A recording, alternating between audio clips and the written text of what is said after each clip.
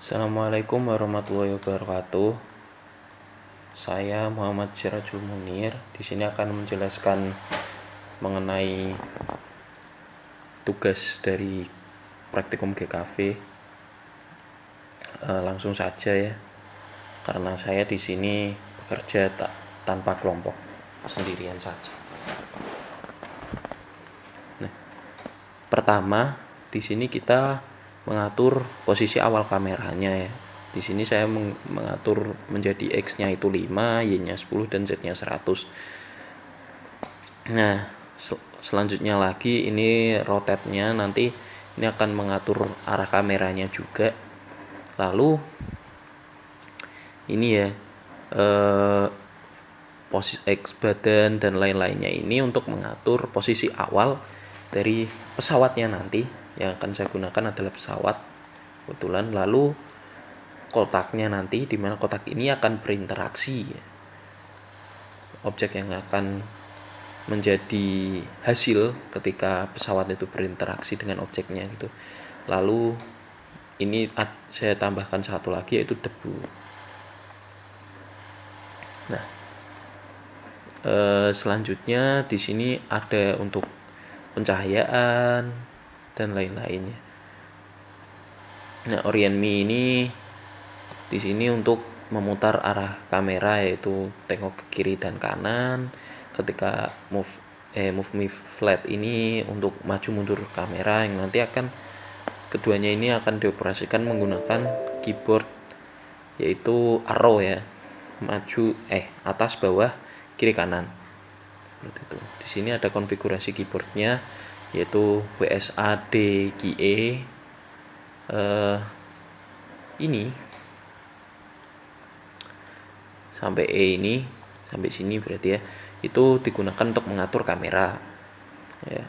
Bisa nanti ditugel seperti mendangak gitu ke atas, atau miring gitu, atau berputar seperti itu. Nah, fungsi yang menggerakkan pesawatnya adalah O dan P. Di sana saya menggunakan maju dan mundur ya. O untuk mundur dan P untuk maju sambil terbang ke atas seperti itu.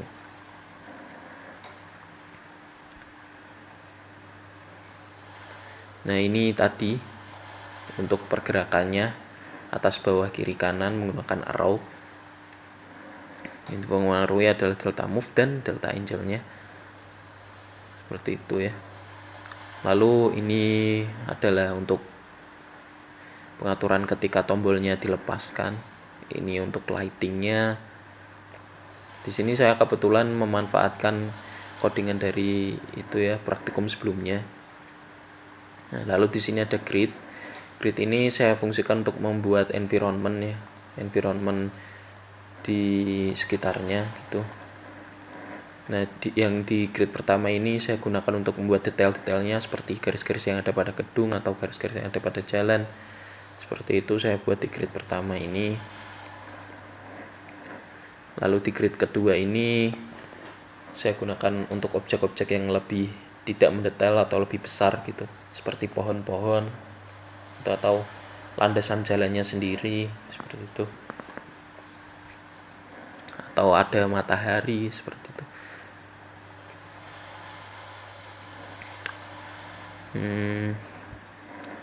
Masih ke bawah lagi.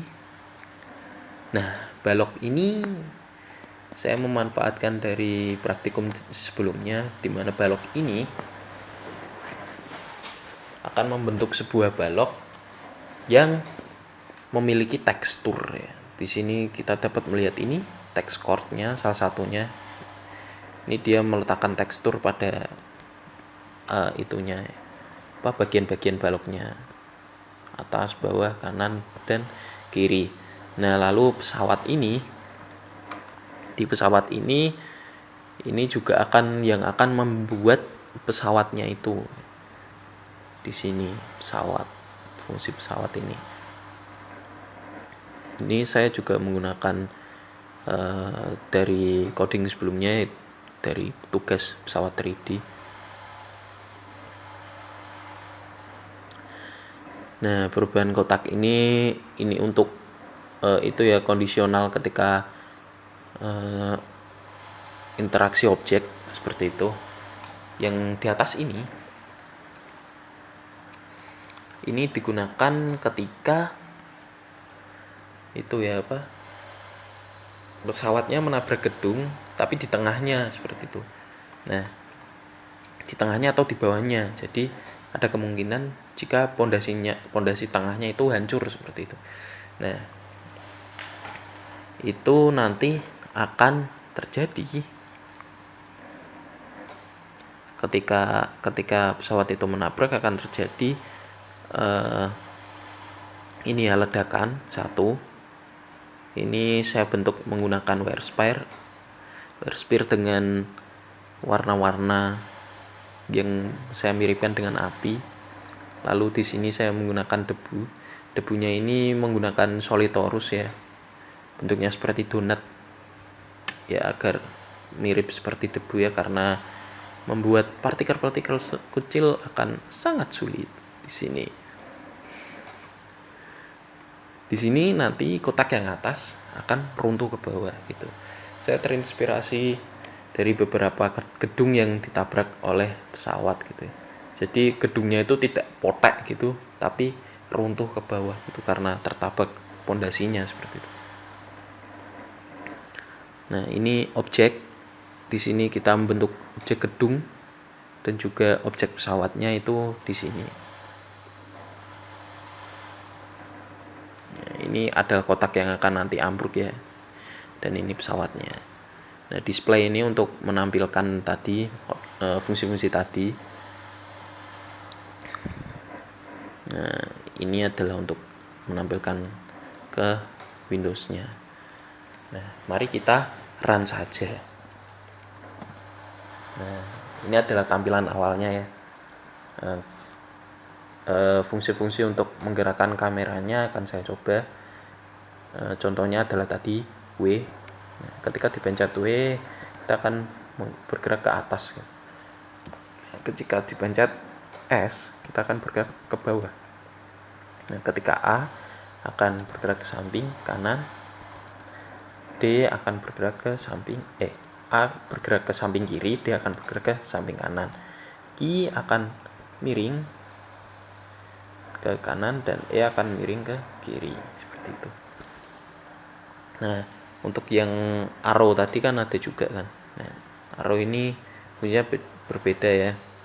Yang kiri itu berbeda dengan yang A tadi. Yang ini lebih seperti menoleh.